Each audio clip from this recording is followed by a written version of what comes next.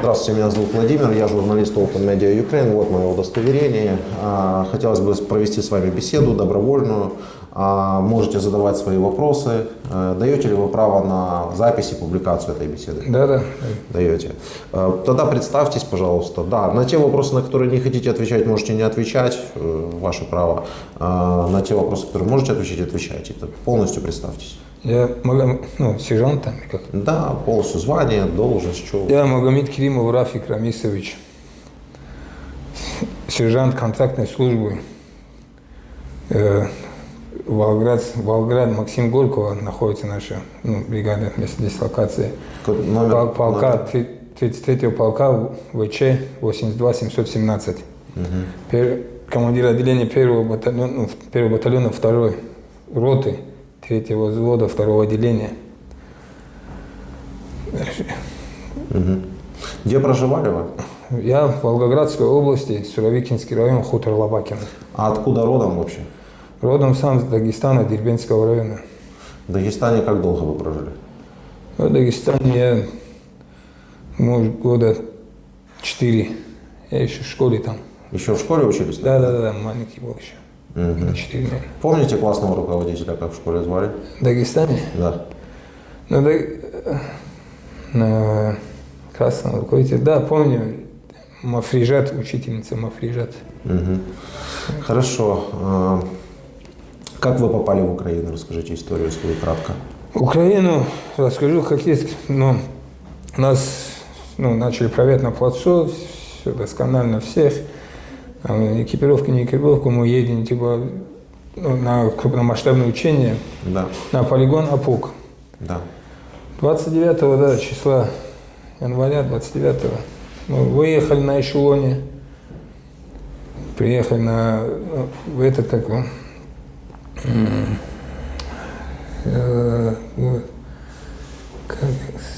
город забыл.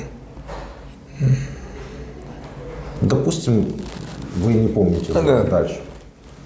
Все, приехали, потом после мы поехали в село Славное, в село Славном стояли, оставили палатки.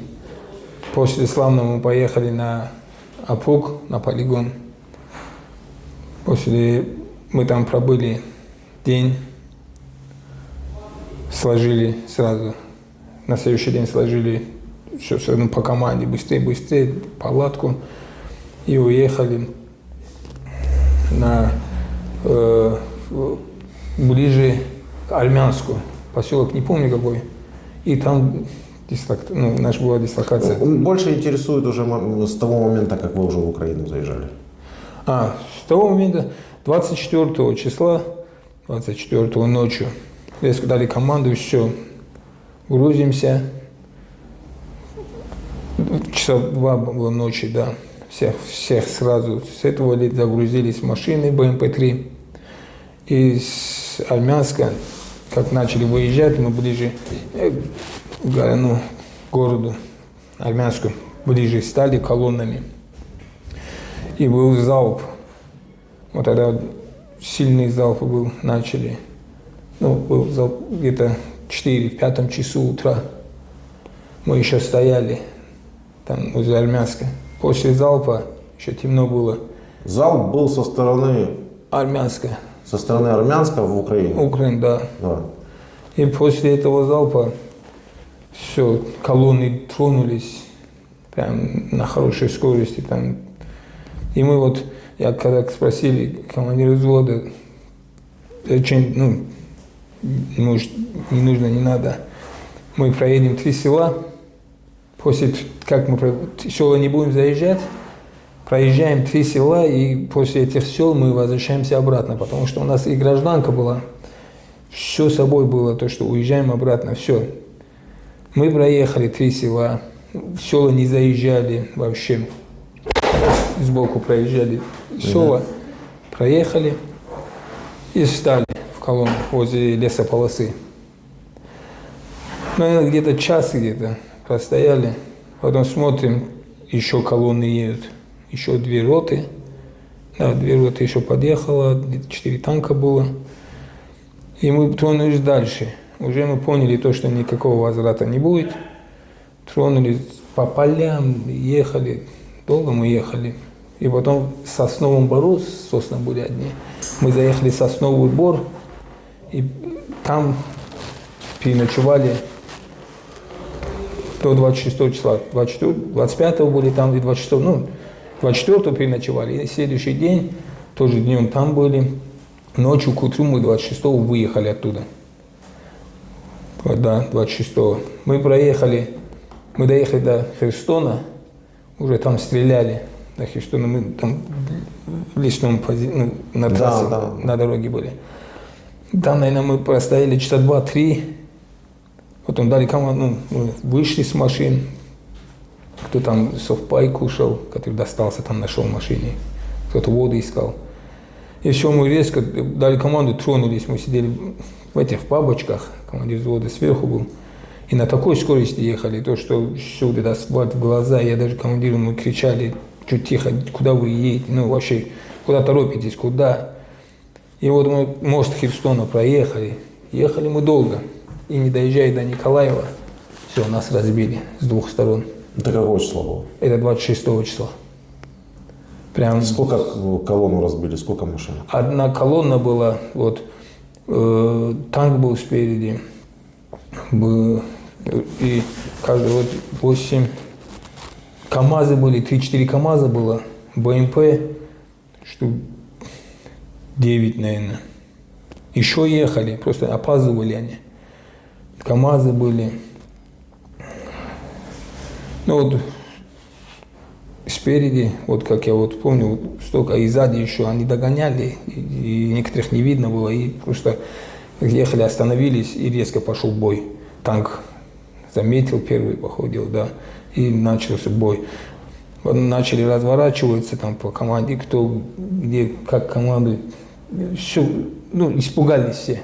Кто куда прыгнул, потом развернулись. Нет, это я уже не да, верю. И там. Не может великая русская армия мы начали отходить. испугаться. Мы начали отходить по команде. Которые люди, мы спешились в этот момент, когда на асфальте стояли. Команду дали, все по машинам, начали отъезжать. Они не могли развернуться на асфальте. Угу. Потихоньку развернулись и спустились вниз. Это мы вот так стояли, развернулись и влево. Мы сошли влево на трассу. Влево сошли, проехали. Там домик был, такой старый дом. Дом с левой стороны, как проехали, и с левой стороны. И там все кто КАМАЗ, БМП, кто как стал, спешиваемся, кто куда. И начали туда, и с минометов, кто, все расстрелялись. И пятером, 5 человек было у нас, да. БМП ехала, это было в 3-й роты БМП. Садимся, отъезжать начали. Командир батальона выехал, никакой команды, как они командовали. Там железная дорога шла так рядом. Они по полю крутились, как раз мы тоже подъехали, что они делали, крутились, потом они проехали железную дорогу, и все, они все, бросили всех и уехали. Как, командир батальона, получается, бросил всех? Всех, там, которые офицеры были. А они куда уехали? Все по полям. Это командное, руководство батальона, получается? Да, руководство батальона, получается. Сколько их машин было? И 2 машины было. Погрузилось руководство батальона в 2 машины и чухнули? Которые в нашей колонии были, они и чухнули. А вы что? Все, там люди погибали так. Мы сели 9. А вы как выжили? Мы выжили, БМП стояла и кричал там офицер с 9-й роты. Садитесь наверх, садитесь на этот. Я сел возле водительского этого, где открывается, туда прям сверху, сел на броню. И мы тоже проехали, мы не смогли проехать, железную дорогу, мы спрыгнули. А у него азарт был, по азарту ему кто-то его просил, чтобы он опять подъехал, там 500-600 метров, чтобы забрать его, нога у него, что-то ногой. Он говорит, слазьте, я поеду, заберу его. А там бой уже, все, почти положили, ребят. Он уехал, мы 5 перешли железную дорогу, у одного нога болела. Я говорю, надо бежать. Я говорю, они сейчас будут, сюда не надо, они говорят, нет. Они начали магазины свои считать, у кого что есть.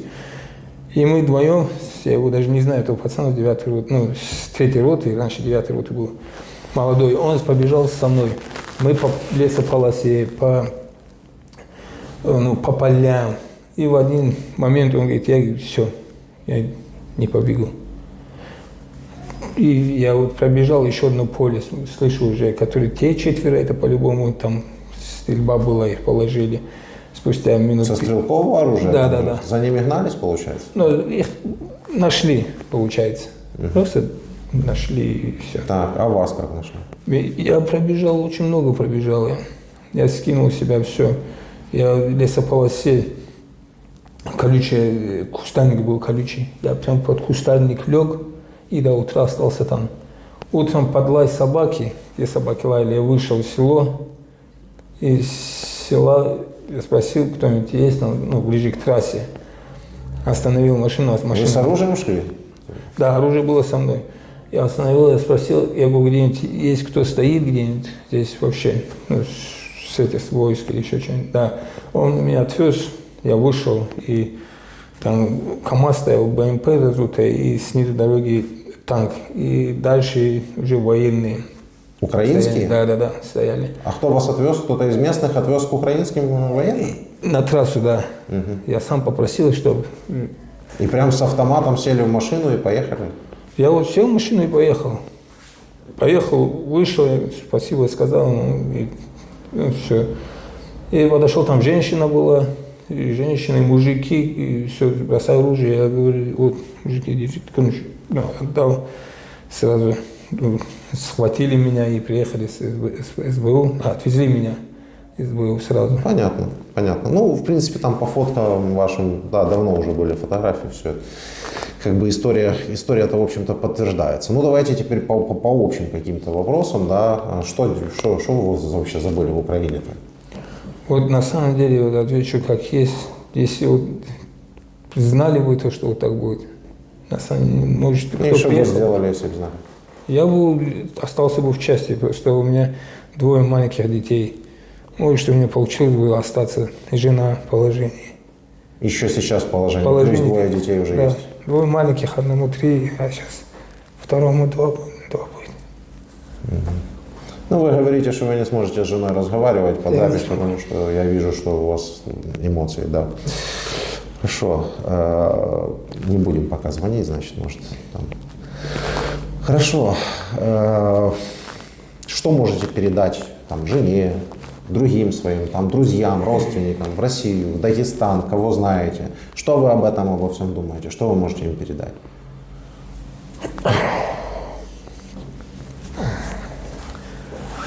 Ну, друзей, наверное, которые были уже нет. Ну, в России есть друзья, и кто Дагестан там слышит меня. Не нужно сюда ехать. Ну, это просто учение, сказали, учение это обман. Просто всех положили. И я хочу еще сказать, что ну, да, перешли границу, я очень вот искренне извиняюсь народу, то, что пересек границу, а так, честно, я даже не стрелял. Ну, это понятно, у нас никто не стрелял, а люди почему-то мертвы в Украине. Телевизор есть у вас сейчас? В камере? Да. Есть? Да. Смотрите? Да. И как вам? Вообще, это Картины? очень жутко.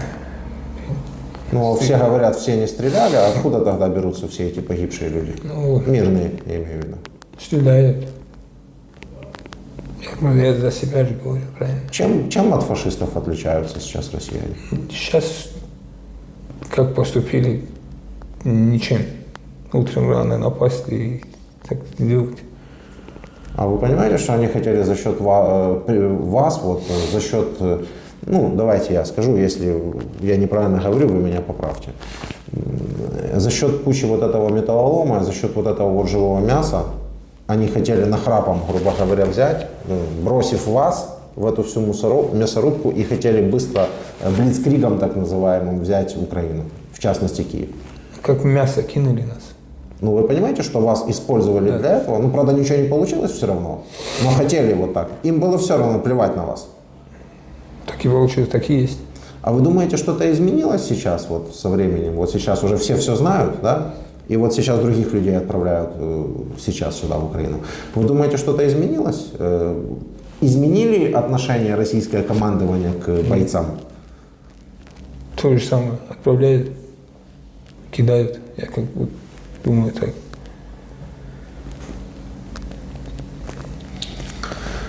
По большому счету... Ну, у меня вопрос такой, возможно, вы даже никак на него не ответите. Что вы знаете про кадыровцев? Не могу сказать ничего. Ничего не знаю, честное слово. А что их в России так любят прям? Я не Все знаю. Кадыров, все Ну Кадыров. как, вы вообще Я ничего вырос, не знаете? я ничего не знаю. Вот честно скажу, ничего не знаю. Я даже не интересовался никогда. Кадыров, Кадыров. Никогда не интересовался. У меня своя жизнь. Путина уважаете? Нет, не уважаю. Не уважаю. Всю жизнь испортил. Все. Ну, тогда еще такой вопрос. Какие вооруженные силы сильнее, мощнее? Вот вы как увидели кусочек войны, Вот увидел я кусочек войны, все полегли. Кто может быть сильнее?